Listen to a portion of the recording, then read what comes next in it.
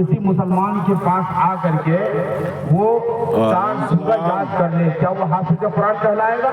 दुआ क्या मुफस्सिर कहलाएगा? नहीं कहला सकता है, वो आलिम नहीं कहला जाएगा। लंबा जाएगा कि 4 सूरत इसको याद है, वो 4 सूरत की बुनियाद पर हो सकता है उसको कोई मुकाम मिल जाए, लेकिन हाफिज कुरान का मर्तबा नहीं पा सकता है वो नात हो नात। उसी तरीके से अगर कोई आदमी 4 मंत्र याद कर ले, किसी महाराज के आश्रम में जाकर के ना पढ़ ले, चतुर्वेदी कराने का हक नहीं है उसको, पता नहीं है। अगर कहलाता है तो व्रत कहलाता है, वो पढ़ना पड़ता है।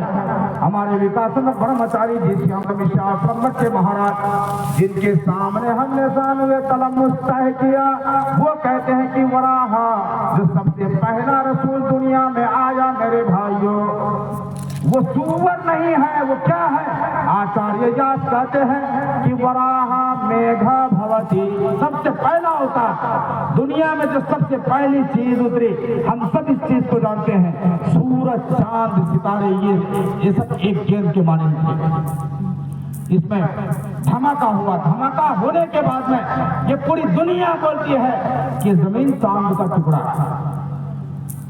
चांद पर पहुंचे लोग तो कहा हम चांद पर पहुंच गए, लेकिन ये जमीन पर हम है, जमीन चांद का एक टुकड़ा है। कहा कि सबसे पहला उतरा, सबसे पहला अवतार, जो सबसे पहली चीज दुनिया में उतरी,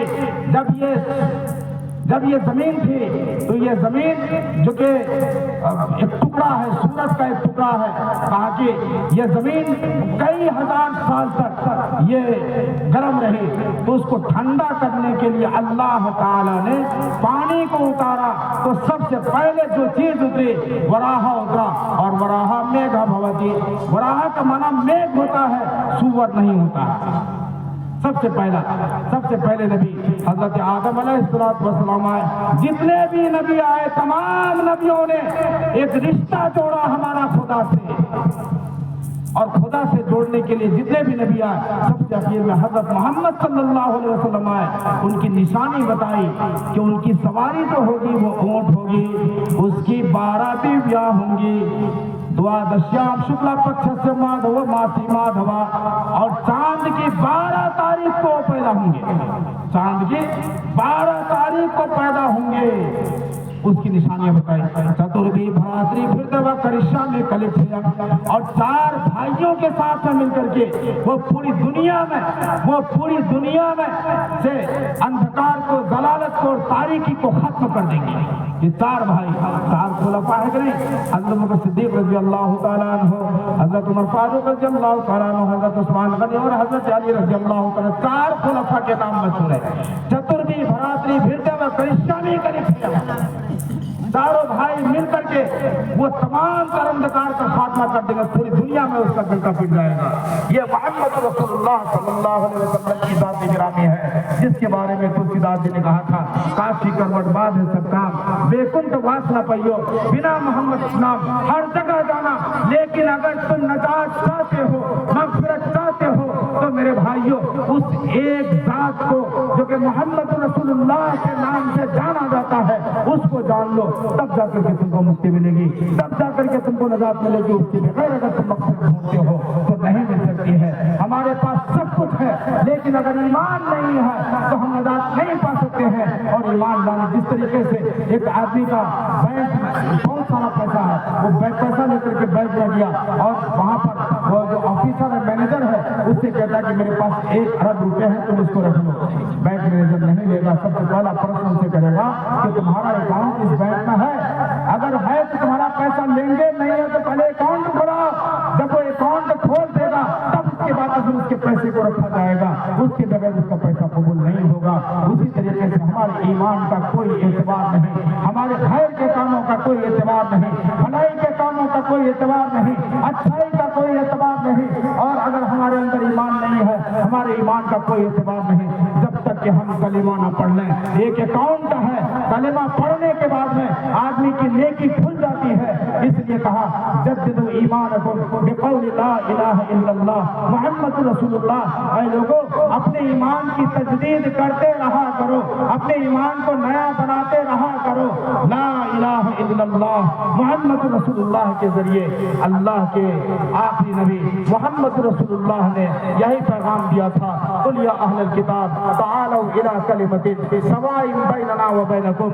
ऐ अल्लाह वालों, ऐ अल्लाह की किताब को मानने वालों, जिनके पास भी अल्लाह की किताब है, आओ एक ऐसे कलमे की तरफ जो तुम्हारे पास भी है और मेरे पास भी है। हमने उसको अरबी में पढ़ा, ला इलाहा इल्लल्लाह मुहम्मद रसूलुल्लाह। हमारे गैर भाइयों ने अगर संस्कृत में पढ़ा, माँ ईद के भिन्न परमेश्वर परमेश्वर से तो नाशंसा, सिर्फ जुबान का फर्क है। अरबी में कुरान पाक उतरा, अगर वो कहता है ला इलाहा इल्लल्लाह मुहम्मद रसूलुल्लाह, आज की तारीख में भी उसको मस्जिद में भी जगह मिलेगी और हर जगह जहाँ पर भी मुसलमान जाते हैं वहां पर उनको जगह मिलेगी। हर एक चीज का एक क्षेत्र होता है।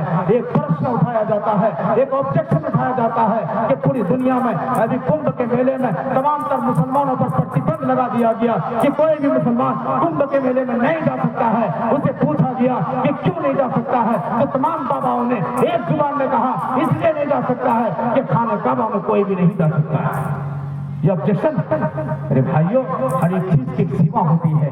क्या प्रधानमंत्री कार्यालय में कोई भी आदमी बगैर परमिशन के, बगैर सर्विस के उसके कार्यालय में घुस सकता है? उसका जाना पहचाना ही घुसेगा। दूसरा, अगर कोई भी आदमी घुसेगा और सिक्योरिटी में सेल लगाने की कोशिश करेगा तो प्रधानमंत्री कार्यालय की जो सिक्योरिटी होती है उसके घुसने से पहले उसको ढेर कर देगा। अल्लाह रब्बुल आलमीन है, वो अल्लाह का घर है, उसकी सिक्योरिटी होती है, उसका वीजा होता है। आप प्रधानमंत्री कार्यालय में बगैर परमिशन के नहीं घुस सकते हैं, तो वहां पर बगैर परमिशन के कैसे घुस जाएंगे? उसका परमिशन क्या है? अल्लाह ने कहा मेरा महबूब बन जाओ, मेरे नबी की उम्मत में दाखिल हो जाओ, कलेमा पढ़ लो, वीजा ले लो, पढ़ लो ला इलाहा इल्लल्लाह मुहम्मदुर रसूलुल्लाह और पढ़ करके अल्लाह वाला बन जाओ, मेरे नबी की उम्मत में दाखिल हो जाओ, सहाबे किराम की सब पे दाखिल हो जाओ, मुसलमानों की सब पे दाखिल हो जाओ। यही वीजा है, ला इलाहा इल्लल्लाह मुहम्मद रसूलुल्लाह। और यही वो मंत्र है जिसको मूल मंत्र कहा जाता है। इस मूल मंत्र के बगैर तुमको मुक्ति कभी भी नहीं मिल सकती है। ये मूल मंत्र पढ़ने के बाद ही तुम्हारा वीजा पास होगा। अल्लाह का वो घर है और वो जो कि 20 सेंटर में है, उस सेंटर में अल्लाह का घर है और अल्लाह के घर में दाखिल होने के लिए, अल्लाह के कार्यालय में दाखिल होने के लिए वीजा शर्त है। और वीजा क्या है? परमिशन क्या है? ला इलाहा इल्लल्लाह मुहम्मद रसूलुल्लाह। सिर्फ एक मंत्र है। हजरत अबू तालिब के पास अल्लाह के नबी सल्लल्लाहु अलैहि वसल्लम, अबू तालिब ने उंगली पकड़ करके चलना सिखाया। अल्लाह के नबी मोहम्मद रसूलुल्लाह सल्लल्लाहु अलैहि वसल्लम इतनी मोहब्बत, आखिर वक्त में गए, कान के पास जाकर कहा चचा जान आप कलेमा पढ़ लीजिए, वो मंत्र पढ़ लीजिए ताकि मैं कल क़यामत के दिन अल्लाह से सिफारिश कर सकूं, आपको मैं जन्नत के लिए सिफारिश कर सकूं। नहीं पढ़ा, इनकार कर दिया। वही मूल मंत्र है, कोई भी भाई पढ़ लेगा, कोई बाउंड नहीं, कोई हदबंदी नहीं। आज पढ़ ले कलेमा ला इलाहा इल्लल्लाह मुहम्मद रसूलुल्लाह। चाहे बागेश्वर के बाबा हो, चाहे कोई भी बाबा हो, पढ़ ले ला इलाहा इल्लल्लाह मुहम्मद रसूलुल्लाह। मैं उसको खाने काबा ले जाने की जमानत देता हूं। पढ़ करके मुसलमान हो जाए, अपने दिल में दाखिल कर ले, मैं इसको ले जाऊंगा, अपने पैसे पर लेकर के जाऊंगा। कोई भी आदमी पढ़ ले, ये ऑब्जेक्शन सही नहीं है।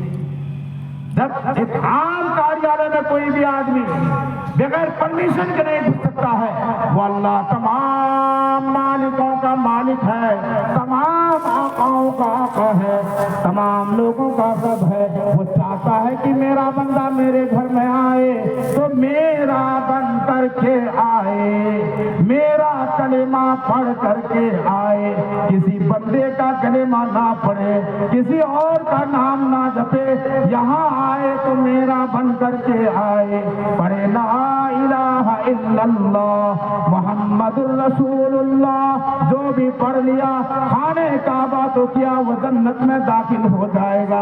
मेरे नबी ने जमानत दी, मेरे नबी ने जमानत दी, वो दाखिल हो गया, वो वहां भी दाखिल होगा, खाने काबा में भी दाखिल होगा, जहां जहां जाएगा वहां जाएगा, और वो जन्नत में भी दाखिल होगा।